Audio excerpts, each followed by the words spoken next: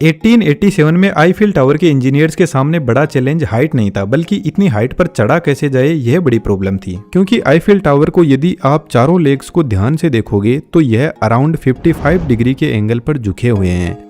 तो फिर ऐसे कर्व्ड एंगल पर लिफ्ट कैसे बनाई जाए? सीढ़ियां एक ऑप्शन है, लेकिन टावर की हाइट 300 मीटर है, वह भी एकदम खड़ी चढ़ाई। इंटरेस्टिंग बात यह है कि जब टावर बना तब पेरिस के लोगों को लगा कि यह शहर की ब्यूटी को खराब कर रहा है, तो इसको 20 साल में तोड़कर हटा दिया जाएगा, और यही कॉन्ट्रैक्ट में लिखा हुआ था। लेकिन आज 135 साल बाद भी यह 7300 टन लोहे का स्ट्रक्चर शान से खड़ा है। आज पेरिस का नाम आता है तो पहले आईफिल टावर का नाम दिमाग में आता है। अब 7300 टन वजन को चारों लेग्स पर खड़ा करना, और इससे भी बड़ा चैलेंज, जस्ट टावर के पास में सेन रिवर निकलती है, तो यहाँ की मिट्टी एक बड़ी प्रॉब्लम है फाउंडेशन के लिए। सेम यही प्रॉब्लम 400 साल पहले बने ताजमहल के फाउंडेशन में भी थी। लेकिन आईफिल टावर के चारों लेग में अलग अलग प्रॉब्लम थी। वेस्ट और नॉर्थ के लेग रिवर के साइड में थे, जहाँ पर गिल्ली मिट्टी और पानी बड़ी समस्या थी, लेकिन साउथ और ईस्ट साइड एकदम ड्राई साइड था। तो फिर वेट साइड के फाउंडेशन को भी उतना ही स्ट्रॉन्ग करना जरूरी है जितना ड्राई साइड का है, अदरवाइज थोड़ा सा भी यदि मिसबैलेंस हुआ तो टावर एक साइड में झुक जाएगा।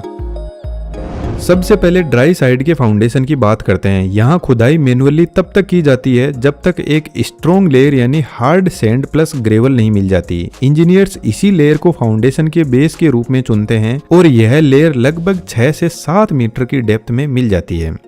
अब इस स्ट्रॉन्ग लेयर पर अलग अलग रेक्टेंगुलर शेप के पिट बनाए गए, जिसके 2 बड़े फायदे हैं। एक, टावर का हर एक लेग 4 छोटे छोटे लेग से बना हुआ है, तो वेट डिस्ट्रीब्यूशन सही से हो सके। सेकंड, हार्ड सैंड के साथ में फाउंडेशन की मजबूत पकड़ हो। यह पिट लगभग 2 मीटर गहरे हैं। अब इन चारों फुटिंग के अंदर हाइड्रोलिक कंक्रीट को भरा जाता है। ध्यान रहे, यह आज के मॉडर्न टाइम वाला सीमेंट नहीं है। हाइड्रोलिक कंक्रीट कुछ मटेरियल्स का मिक्सचर होता है, जैसे चूना जिसको लाइम बोलते हैं, चिकनी मिट्टी, ग्रेवल जो स्टोन के टुकड़ों से बनी होती है, और पानी को मिक्स करके बनाया जाता है। और हाइड्रोलिक लाइम की खास बात है, इसके अंदर नेचुरल मिट्टी होती है, जिसकी वजह से पानी के अंदर भी यह सेट हो सकता है, और रेगुलर पानी इसके कांटेक्ट में रहा तो यह और ज्यादा स्ट्रॉन्ग होता जाएगा। जब यह चारों पिट बनकर तैयार हो गए तो इनके ऊपर स्टोन पिरामिड बनाए गए। यह एक सॉलिड स्टोन होता है, जिसमें छोटे छोटे स्टोन के टुकड़ों को हाइड्रोलिक मोर्टार से जोड़ा जाता है, और यह स्टेप बाय स्टेप बनाया जाता है। यहाँ से आगे इसको पिरामिड शेप में बनाना होगा। उससे पहले इसके अंदर 2 एंकर बोल्ट डाले जाते हैं, जो 6 से 7 मीटर लॉन्ग होते हैं, और फिर ऊपर के ब्लॉक को पिरामिड शेप दे दिया जाता है, जिसको 54 डिग्री के एंगल पर बनाया गया। अब फिलहाल यह जो चारों स्टोन ब्लॉक है, इसको एक साथ जोड़ना जरूरी है। तो यहाँ फाउंडेशन के चारों तरफ मेसनरी वॉल बनाई गई, और उसके अंदर छोटे छोटे पत्थरों के टुकड़ों के साथ मोर्टार से एक सॉलिड प्लेटफॉर्म तैयार किया गया। इस तरीके से ड्राई साइड के फाउंडेशन बनकर तैयार हुए, लेकिन बड़े चैलेंजेस रिवर साइड की तरफ इंतजार कर रहे थे। यहाँ पर 4 से 5 मीटर की खुदाई करी गई, लेकिन प्रॉब्लम आना स्टार्ट हुई गिल्ली मिट्टी होने की वजह से। कीचड़ जैसी सिचुएशन हो गई, और जमीन के नीचे से पानी इन गड्ढों में इकट्ठा होने लगा। तो फिर इंजीनियर्स ने इसका एक अलग समाधान निकाला, जो उस टाइम में एक गजब की इंजीनियरिंग थी। लकड़ी के केसन्स बनाए गए। यदि मैं आपको सिंपल करके समझाऊं, तो आप पानी की एक बाल्टी में गिलास को उल्टा करके डालेंगे, तो गिलास के अंदर हवा है, और यह हवा पानी को गिलास में नहीं आने देगी। ठीक इसी तरीके से लकड़ी के बड़े बड़े केसन बनाए गए। इन केसन की डिजाइन आप यहाँ पर देख सकते हो। सबसे नीचे एक चेंबर है, जिसको वर्किंग चेंबर बोलते हैं, जो नीचे की साइड से ओपन रखा हुआ है। फिर यहाँ से एक पाइप जैसा लगा हुआ है, इसके थ्रू वर्कर्स ऊपर से नीचे आ सकते हैं, और जो मिट्टी की खुदाई की गई है उसको भी बाहर निकाला जा सकता है। लेकिन यह करेंगे कैसे, यह जानना बड़ा इंटरेस्टिंग है। यहाँ पर सबसे नीचे जो वर्किंग चेंबर है, यह एयर टाइट चेंबर है, जिसके अंदर हाई प्रेशर कंप्रेसर से एयर को भरा जाता है। अब इस चेंबर में नीचे की तरफ ग्राउंड है, तो यहाँ से एयर लीक नहीं होगी, और ऊपर यहाँ पर एक गेट लगा देते हैं, और एक गेट यहाँ से थोड़ा ऊपर और लगा देते हैं। अब जैसे ही कोई वर्कर ऊपर से आता है, तो सबसे पहले इस गेट को ओपन करेगा और इस चेंबर में आ जाएगा, और गेट को वापस लॉक कर देगा। अब कंप्रेसर से इस चेंबर का प्रेशर बढ़ाया जाता है, और इस चेंबर के प्रेशर को वर्किंग चेंबर के प्रेशर के बराबर किया जाता है। दोनों चेंबर का प्रेशर जब बराबर हो जाता है, तो वर्किंग चेंबर का गेट ओपन करके वर्कर नीचे आ जाता है और अपना काम स्टार्ट करता है।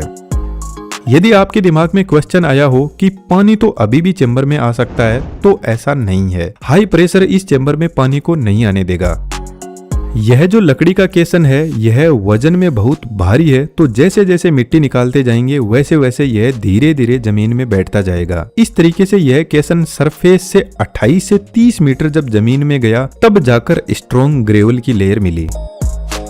लेयर मिलने के बाद में लकड़ी के केसन में से एयर प्रेशर को हटा दिया गया और इसके अंदर हाइड्रोलिक कंक्रीट को भरा गया और एक मजबूत फाउंडेशन बनाया गया। जब यह फाउंडेशन सरफेस लेवल के पास आने लगा तब स्टोन पिरामिड बनाना स्टार्ट किया गया जो सेम ड्राई साइड जैसे ही थे। इनके अंदर भी एंकर बोल्ट डाले गए और फिर ऊपर से इनको पिरामिड शेप में 54 डिग्री के एंगल पर बनाया गया। सेम ही तरीके से 3 और स्टोन पिरामिड बनाए गए। असल में इन स्टोन पिरामिड को मेसनरी स्टोन बोला जाता है। इन मेसनरी स्टोन के चारों तरफ दीवार बनाई जाती है और यह दीवार आर्चेज के आकार में बनाई जाती है। इसकी वजह यह है कि यदि दीवार न बनाई जाए तो टावर का पूरा लोड सीधे इन स्टोन पर आएगा और गिल्ली मिट्टी होने की वजह से यह अपनी जगह से खिसक सकते हैं। इसलिए यह आर्चेज वाली दीवार स्टोन को टाइट पकड़ कर रखती है और मिट्टी के लेटरल प्रेशर और पानी के दबाव को संभालती है। लेकिन एक क्वेश्चन फिर से दिमाग में आना चाहिए कि आर्चेज वाली वॉल क्यों बनाई? ड्राई साइड की तरह फ्लैट वॉल भी तो बना सकते थे। इसका सबसे बड़ा रीजन है आसपास की गिल्ली मिट्टी और पानी। पानी का प्रेशर अनइवन होता है, तो यदि पानी किसी एक साइड से प्रेशर लगाएगा तो स्ट्रेट वॉल बेंड होकर टूट सकती है, लेकिन कर्व्ड आर्क से जो भी प्रेशर आएगा उसको वह सीधा नीचे भेज देगी, जिससे मेसनरी स्टोन पर प्रेशर नहीं आएगा और वॉल भी नहीं टूटेगी। तो यह एक पूरा सॉलिड स्ट्रक्चर की तरह एक्ट करेगा। यहाँ पर साइड में मोर्टार और छोटे बड़े स्टोन से एक सॉलिड स्ट्रक्चर बना दिया गया।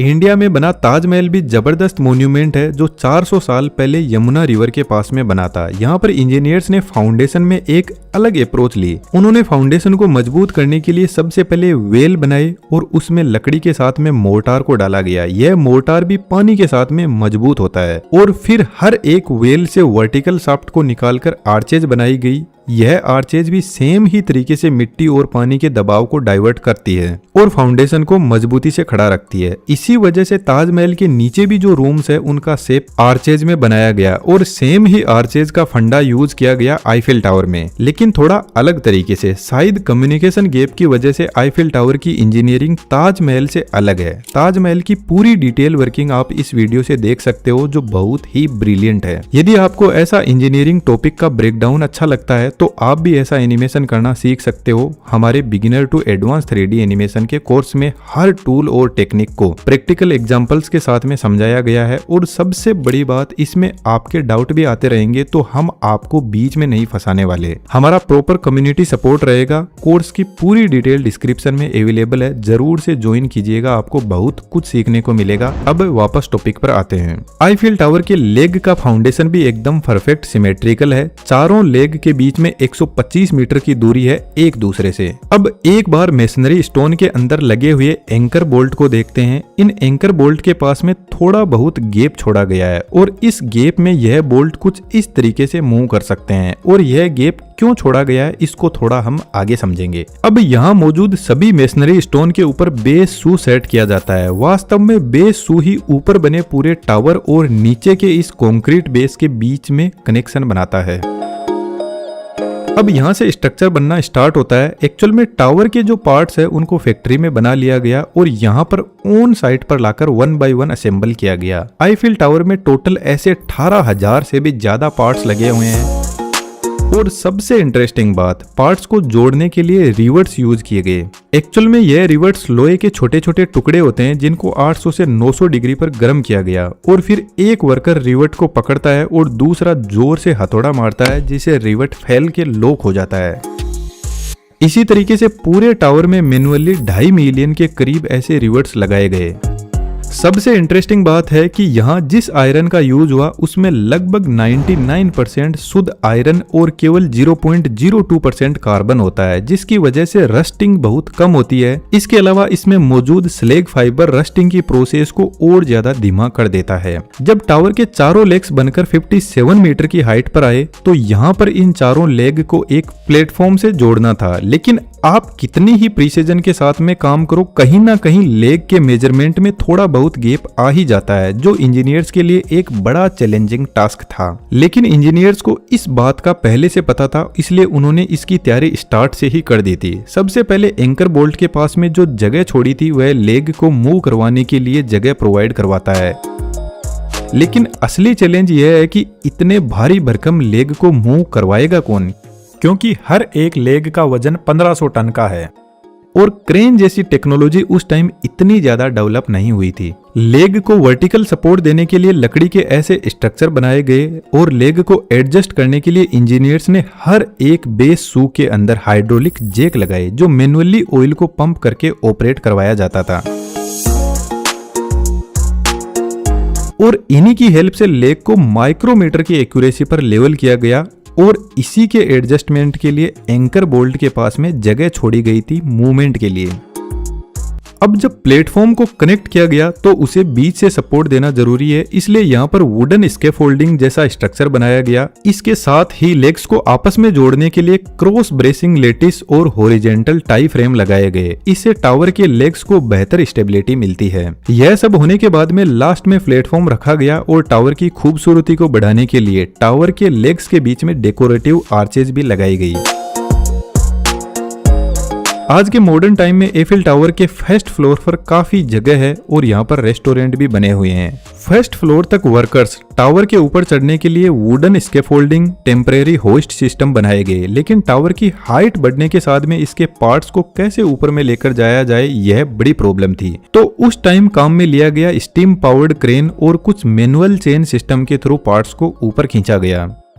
अब फर्स्ट फ्लोर के आगे कंस्ट्रक्शन स्टार्ट होता है सेकंड फ्लोर के लिए। यहाँ भी सेम ही तरीके से जॉइंट्स को कनेक्ट करके ग्राउंड से 150 मीटर की हाइट पर सेकंड फ्लोर के प्लेटफॉर्म को रखा गया। यहाँ से टॉप फ्लोर बनना स्टार्ट होता है, जिसको द समिट बोलते हैं। लेकिन यहाँ पर सबसे इंटरेस्टिंग बात है कि जो सभी लेग अब तक अलग अलग चल रहे थे, लेकिन सेकंड फ्लोर के बाद में वह सभी सेंट्रल शाफ्ट यानी एक साथ में कंबाइन हो जाते हैं, क्योंकि इतनी हाइट पर अब विंड फोर्स बढ़ने लगता है और ऐसी कंडीशन में अलग अलग लेग बने तो फिर लेग्स में ट्विस्टिंग बढ़ती है और वेट भी बढ़ता है टावर का। जब 1889 में टॉप फ्लोर बनकर रेडी हुआ तब टावर की सरफेस से टोटल हाइट 300 मीटर थी, लेकिन आज के टाइम में यहाँ पर रेडियो और टीवी एंटीना लगे हुए हैं, जिसकी वजह से इसकी हाइट 330 मीटर है। और यहाँ पर टावर के इंजीनियर्स गुस्तावे आईफिल ने अपने लिए एक रूम भी बनाया। लेकिन इंजीनियर साहब के सामने बड़ी समस्या थी कि रूम तो बना लिया, लेकिन अब इतने हाइट पर आएंगे कैसे।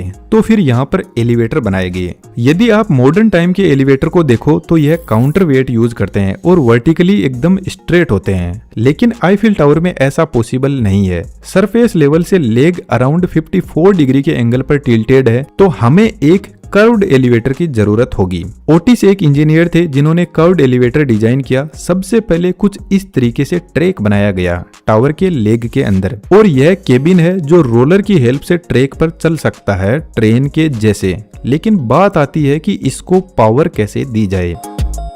तो फिर हाइड्रोलिक सिस्टम बनाया गया जिसके अंदर एक पावरफुल पिस्टन लगा है। इस पिस्टन की लेंथ अराउंड 16 मीटर है और यह डायरेक्ट केबिन को पावर नहीं देता है। यहाँ पर मल्टीपल पुली लगी रहती है, उन पुलियों से रोप को घुमाते हुए केबिन से कनेक्ट किया जाता है। थोड़ा ध्यान से देखना, यहाँ पर रोप पुली से होते हुए टावर के अंदर ऐसी बहुत सारी पुली लगी रहती है, उनसे होते हुए ऊपर सेकंड फ्लोर तक पहुँचती है। फिर वहां से वापस पुली से होते हुए केबिन को कनेक्ट किया जाता है।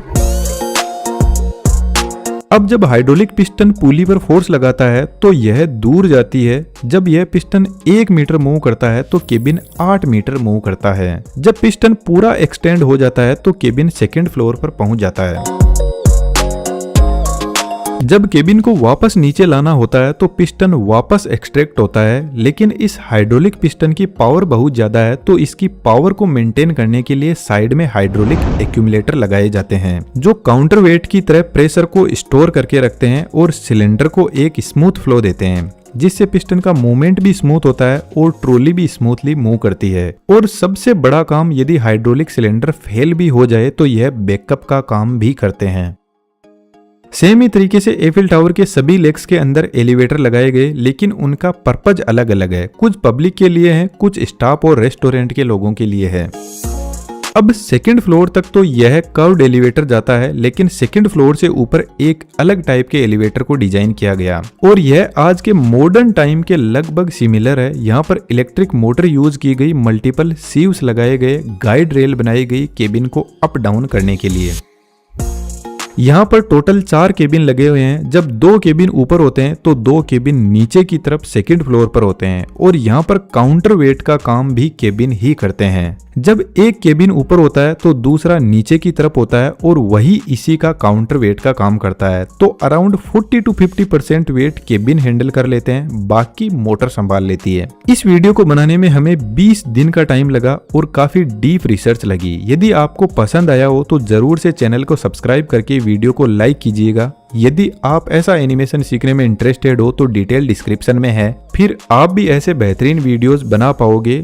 Thanks for watching.